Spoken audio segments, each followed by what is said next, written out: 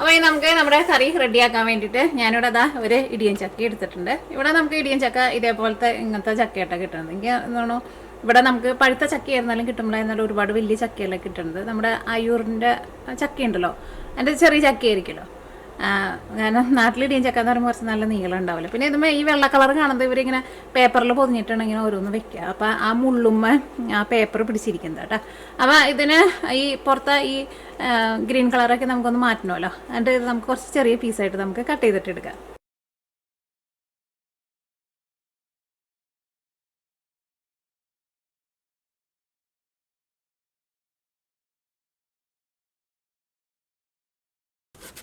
അപ്പോൾ ഇതെല്ലാം നമ്മൾ ക്ലീൻ ചെയ്തെടുത്തിട്ടുണ്ട്.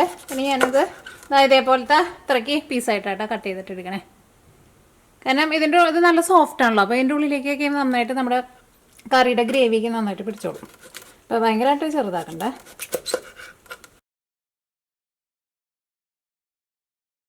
അപ്പോൾ ഇതിൻ്റെ കുരും ഞാൻ സെപ്പറേറ്റ് പോണത് കുരും ഇതിൻ്റെ കൂടെ ഇടുന്നുണ്ട് കേട്ടോ. അപ്പോൾ ഇതെല്ലാവരും നമ്മൾ കട്ട് ചെയ്തെടുത്തിട്ടുണ്ട്. ഇനി ഇത് നന്നായിട്ട് നമുക്കൊന്ന് കഴുകിയെടുക്കാം. പിന്നെ ഇതിലേക്ക് നമുക്ക് വേണ്ടത് ഞാനിവിടെ ഒരു വലിയൊരു സവോളയുടെ പകുതി എടുത്തിട്ടുണ്ട്. ഇത് നല്ല കനം കുറച്ചിട്ട് നമുക്കൊന്ന് സ്ലൈസ് ചെയ്തിട്ടെടുക്കാം. പിന്നെ ഇതേപോലത്തെ ഒരു വലിയ കഷ്ണം ഇഞ്ചി എടുത്തിട്ടുണ്ട്.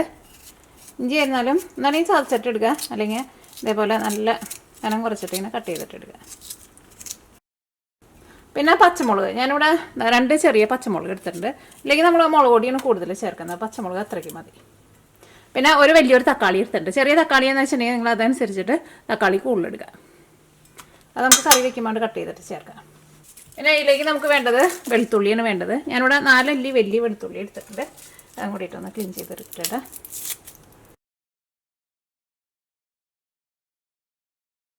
ഇതൊന്ന് കഴുകിയിട്ട് ഇത് നമുക്ക് ചതച്ചിട്ട് ചേർക്കാം.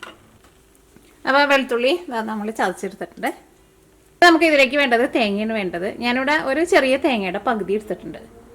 ഞാൻ തേങ്ങക്കൊത്തായിട്ടാണ് എടുത്തത്, അതുകൊണ്ട് ഇത്രയ്ക്ക് പൊടിയായിട്ട് തോന്നിട്ടുണ്ട്. തേങ്ങക്കൊത്തായിട്ട് എടുത്തിട്ട് ഞാൻ മിക്സിയിലിട്ട് ടേസ്റ്റ് ഒന്ന് കറക്കിയിട്ട് എടുത്തത്. അപ്പോൾ ഈ തേങ്ങ നമുക്കൊന്ന് വറുത്തിട്ട് എടുക്കണം. തേങ്ങ വറുത്തിട്ട് എടുക്കുമ്പോൾ സാധാരണ നമ്മൾ കറിയിലേക്കൊക്കെ ചേർക്കണം മസാലപ്പൊടികൾ ചേർക്കണം. പിന്നെ ഇതിലേക്ക് നമ്മൾ കുറച്ച് കുരുമുളകും ചേർക്കുന്നുണ്ട്, പെരിഞ്ജീരകവും ചേർക്കുന്നുണ്ട്, പിന്നെ ഗരം മസാലയൊക്കെ ചേർക്കുന്നുണ്ട്.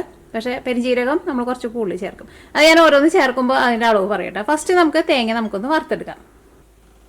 അപ്പോൾ നമുക്ക് ഫസ്റ്റ് ഇതിലേക്കുള്ള മസാല നമുക്കൊന്ന് ചൂടാക്കിയിട്ടെടുക്കുക. അപ്പോൾ ഞാനിവിടെ ഇത്രയ്ക്ക് തക്കോലം എടുത്തിട്ടുണ്ട്. ഇത് ഒരു തക്കോലത്തിൻ്റെ ഇത്ര ഉള്ളൂ. അപ്പോൾ ഒരു വലിയൊരു തക്കോലം എടുക്കുക. പിന്നെ കറുകപ്പട്ട എന്നാലും ഞാൻ നോക്കി ചെറിയ ചെറിയ പീസുകളാണ്. അപ്പോൾ ഇത്രയ്ക്ക് കറുകപ്പട്ട എടുത്തിട്ടുണ്ട്. പിന്നെ ഒരു 8 ഏലക്കായ എടുത്തിട്ടുണ്ട്. ഒരു 7 കറിയാമ്പൂ. പിന്നെ ചേർക്കുന്നത് പെരിഞ്ജീരകം കേട്ടോ. വലിയ ജീരകം ഉണ്ടല്ലോ, അതെ ഇതേപോലെ ഇങ്ങനെ ടേബിൾ സ്പൂണിൽ ഇങ്ങനെ നിറച്ചെടുക്കുന്നുണ്ട്. ഒരു 1.5 ടേബിൾ സ്പൂൺ പെരിഞ്ജീരകം. പിന്നെ 3/4 ടേബിൾ സ്പൂൺ കുരുമുളക്. ഇനി ഫസ്റ്റ് നമുക്ക് ഇതെല്ലാം കൂടിയിട്ട് നന്നായിട്ടൊന്ന് ചൂടാക്കാം. അതെ ഗരം മസാലയ്ക്ക് നമ്മൾ ചൂടാക്കുമ്പോൾ നമ്മൾ ഓയിൽ ഒഴിക്കണ്ട. കാരണം ഈ സ്പൈസസിലൊക്കെ ചെറുതായിട്ട് ഓയിൽ ഉണ്ടാവുമല്ലോ. അപ്പോൾ ഇങ്ങനെ ഡ്രൈ ഫ്രൈ ചെയ്തിട്ട് എടുക്കുമ്പോഴായിരിക്കും, ഡ്രൈ റോസ്റ്റ് ചെയ്തിട്ട് എടുക്കുമ്പോഴായിരിക്കും അതിൻ്റെ ശരിക്കുള്ള ഒരു മണം കിട്ടുക.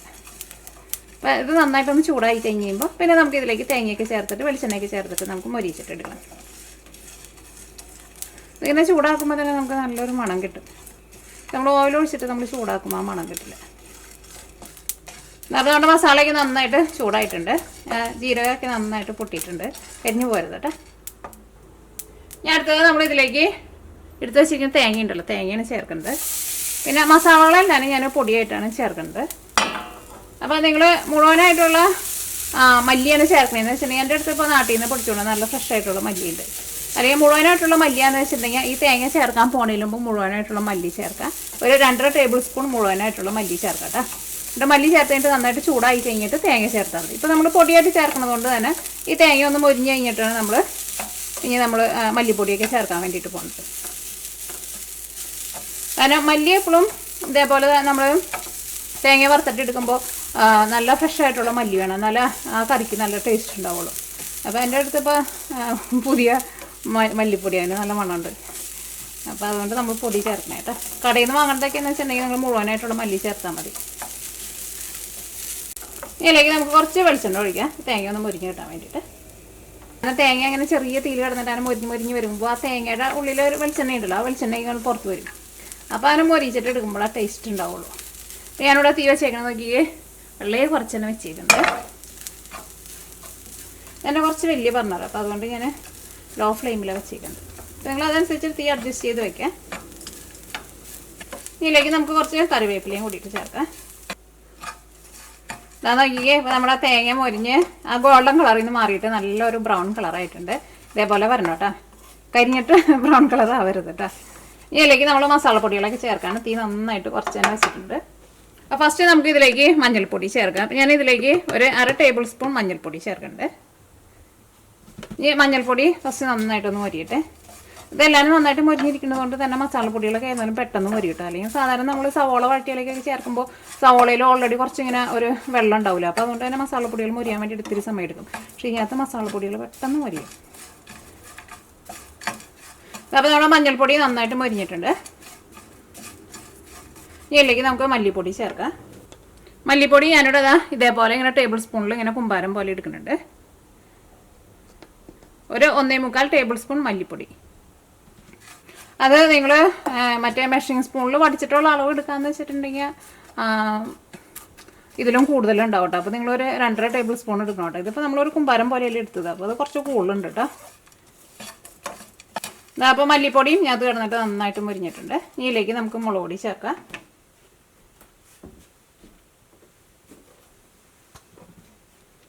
മുളക് പൊടി ഞാൻ ഇതിലേക്ക് 2 ടേബിൾ സ്പൂണാണ് ചേർക്കുന്നത്. അല്ലെങ്കിൽ മുളക് പൊടി നിങ്ങളുടെ എരിവിനനുസരിച്ചിട്ട് ചേർക്കുക. കാരണം നമ്മൾ പല്ലിൽ എടുക്കുന്ന മുളക് പൊടിയുടെ എരിവിന് വ്യത്യാസം ഉണ്ടാവുമല്ലോ. കാരണം മസാലപ്പൊടിയുടെ എല്ലാവരും നന്നായിട്ട് മുരിഞ്ഞിട്ടുണ്ട്. നമ്മൾ തീ ഓഫ് ചെയ്യട്ടെ. ഇനി ഇത് തീ ഓഫ് ചെയ്ത് കഴിക്കാൻ ഇത് വേറെ പാത്രത്തിലേക്ക് പകർത്തി വെച്ചോട്ടെ. കാരണം അല്ലെങ്കിൽ ഇതിനകത്ത് ഇരുന്നിട്ടുണ്ടെന്ന് വെച്ചാൽ ഇതിൻ്റെ ചൂടുകൊണ്ട് ഇങ്ങനെ അടിയിൽ കിടക്കുന്നതൊക്കെ കരിഞ്ഞു പോകട്ടെ. ഇത് ചൂടാറി കഴിഞ്ഞ് കഴിയുമ്പോൾ ഫസ്റ്റ് മിക്സിയിൽ ഇട്ടിട്ട് വെള്ളം ഒട്ടും ചേർക്കാണ്ട് ഒന്ന് കറക്കിയിട്ടെടുക്കുക. അത് കഴിഞ്ഞിട്ട് ഇതിലേക്ക് വളരെ കുറച്ച് വെള്ളം ഒഴിച്ചിട്ട് നല്ല പേസ്റ്റ് പോലെ അരച്ചിട്ടെടുക്കുക. ചിലർ പറയാറുണ്ട് ഇതേപോലെ നമ്മൾ തേങ്ങയ്ക്ക് അരച്ചിട്ട് എടുക്കുമ്പോൾ തീരെ വെള്ളം ഒഴിക്കാണ്ട് അരച്ചിട്ട് എടുക്കണമെന്ന്. അങ്ങനെ അരയ്ക്കുമ്പോൾ അത്രയ്ക്ക് നന്നായിട്ട് അങ്ങോട്ട് അരിഞ്ഞിട്ടില്ല. അത് നല്ല മൂത്ത തേങ്ങയ്ക്കെന്ന് വെച്ചിട്ടുണ്ടെങ്കിൽ അങ്ങനെ ചിലപ്പോൾ അരിഞ്ഞു കിട്ടും. ഇതിപ്പോൾ ഞാനിതിലേക്ക് ഒരു ഇച്ചിരി വെള്ളം ചേർത്തിട്ടാണ് അരച്ചിട്ടെടുക്കുന്നത്.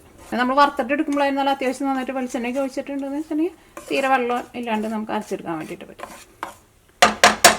നമ്മുടെ കറി നമ്മൾ റെഡിയാക്കാൻ വേണ്ടിയിട്ട് പോകണം. അപ്പോൾ ഇത് നമ്മുടെ ഒരു നാടൻ ഒരു പഴയൊരു കറിയാണല്ലോ. അപ്പോൾ ഇത് ഞാനിവിടെ മൺചട്ടിയിലായിട്ട് വെക്കുന്നത്. അപ്പോൾ നമ്മുടെ മൺചട്ടി നന്നായിട്ട് ചൂടായിട്ടുണ്ട്. ഇതിലേക്ക് നമുക്ക് ആവശ്യത്തിന് ഓയിൽ ഒഴിക്കാം. എനിക്ക് ഇഷ്ടമുള്ള ഓയിൽ റെഡിയാക്കിയിട്ട് എടുക്കുക. ഒരുപാട് ഓയിൽ വേണ്ട, കുറച്ച് മതി. അപ്പോൾ നമ്മുടെ വെളിച്ചെണ്ണ നന്നായിട്ട് ചൂടായിട്ടുണ്ട്. ഞാൻ ഇതിലേക്ക് ഉലുവയായിട്ടാണ് ചേർക്കുന്നത്. ഇതേപോലെ ഒരു നുള്ള് ഉലുവ. അപ്പോൾ നല്ലൊരു മണാക്കി ഉണ്ടാവും. അപ്പോൾ നമ്മുടെ ഉലുവ നന്നായിട്ട് ചൂടായിട്ടുണ്ട്. ഇതിലേക്ക് നമ്മൾ റെഡിയാക്കിയിട്ട് ചെയ്യണത് നമ്മുടെ ഇഞ്ചി, വെളുത്തുള്ളി, സവാള, പച്ചമുളകൊക്കെ ഉണ്ടല്ലോ, അതൊക്കെ ചേർക്കട്ടെ. ഈ സവാളയ്ക്ക് നന്നായിട്ടൊന്ന് വളർന്ന് വരട്ടെ. സവാളയ്ക്ക് നന്നായിട്ടൊന്ന് സോഫ്റ്റായിട്ട് വരട്ടെ. നല്ലൊരു ഗോൾഡൻ കളറാൻ വേണ്ടിയിട്ട് നിൽക്കണ്ട. എൻ്റെ അടുത്തൊരു ടോണുണ്ട്, ഇത് ഞാൻ ഉപയോഗിക്കാറില്ല കേട്ടോ. ഞാൻ ചെറുതായിരിക്കുന്ന സമയത്ത് എൻ്റെ വീട്ടിലൊരു ടോണുണ്ടായിരുന്നു. പക്ഷേ അത് വെച്ചിട്ട് എല്ലാ സാധനങ്ങളും എടുത്ത് പൊന്തിക്കാറുണ്ടായിരുന്നു. അങ്ങനെ ഞാനൊരു ടോണ് നാട്ടിൽ നിന്ന് കുറേ നാൾ മുമ്പ് വാങ്ങിച്ചുകൊണ്ട് ഞാനിവിടെ ഇവിടെ കൊണ്ടുവന്നിട്ട് എന്തോ ഒരു സാധനം എടുത്ത് പൊന്തിച്ച് എൻ്റെ ഇതിന്മേന്ന് തെന്നി സാധനം താഴെയുന്നു. അതെ, പിന്നെ അത് എൻ്റെ വേറൊരു ടോണും കൂടി ഞാൻ കൊണ്ടുവന്നു. ഇങ്ങനത്തെ പിടിക്കാണ്ട് ഇങ്ങനെ കുറച്ചും കൂടി ഇങ്ങനെ കോല് പോലെ ഇങ്ങനെ ഇരിക്കുന്നത്, ആ സിസേഴ്സ് പോലെ ഇരിക്കുന്ന ടൈപ്പ്. അതും നല്ലതല്ല. പിന്നെ അതുകൊണ്ട് തന്നെ ഈ സാധനം ഞാൻ അങ്ങനെ എടുക്കാറില്ല. ഇതേപോലെ എന്തെങ്കിലും സാധനം കിടന്ന് ആടുമ്പോൾ പിടിക്കാൻ വേണ്ടിയിട്ട് എടുക്കും. ഓക്കെ, അപ്പോൾ നമ്മുടെ സവോളയ്ക്ക് പൊരിഞ്ഞതാ നല്ലൊരു ഗോൾഡൻ കളറായിട്ടുണ്ട്. തേങ്ങയുടെ അരപ്പ് നല്ല പേസ്റ്റ് പോലെ നമ്മൾ അരച്ചെടുത്തിട്ടുണ്ട്. അപ്പോൾ ഈ അരപ്പ് ചേർക്കാം. അതേപോലെ നല്ല വെണ്ണ പോലെ അരച്ചെടുക്കണം കേട്ടോ.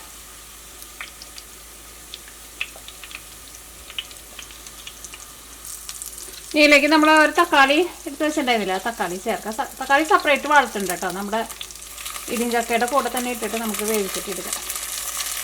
അങ്ങനെ കറിയൊക്കെ വെക്കുമ്പോൾ അതിനെ സെപ്പറേറ്റ് ആദ്യം തക്കാളി അങ്ങനെ വഴറ്റിയിട്ട് എടുക്കണ്ട.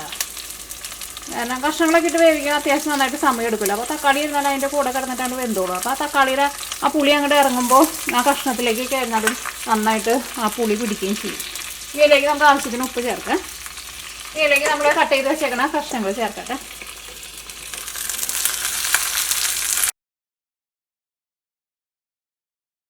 അപ്പോൾ മസാലയ്ക്ക് ഞാൻ അത് നന്നായിട്ട് മിക്സ് ആയിട്ടുണ്ട്.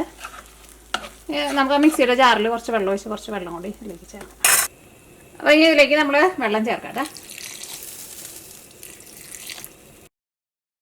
ഇനി നമ്മൾ കറി മൂടി വയ്ക്കാം കേട്ടോ. നല്ലൊരു തള വന്നു കഴിഞ്ഞ് കഴിയുമ്പോൾ പിന്നെ നമുക്ക് മീഡിയം ഫ്ലെയിമിലേക്ക് വെക്കണം.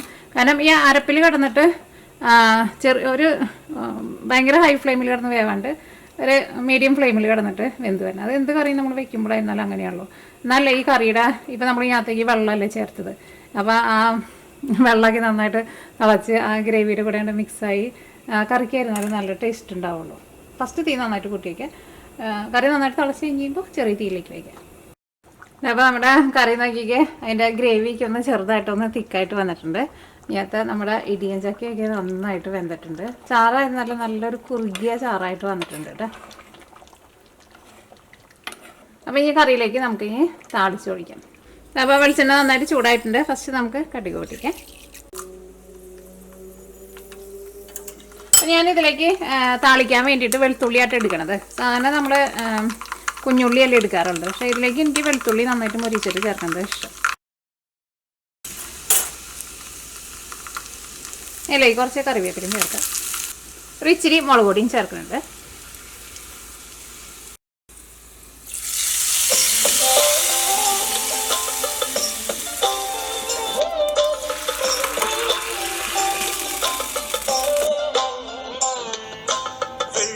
അപ്പോൾ അങ്ങനെ നമ്മുടെ നല്ല ടേസ്റ്റി ആയിട്ടുള്ള നമ്മുടെ ഇടിയൻ ചക്കക്കറി റെഡി ആയിട്ടുണ്ട്. അപ്പോൾ നിങ്ങളെല്ലാവരും ട്രൈ ചെയ്ത് നോക്കാം.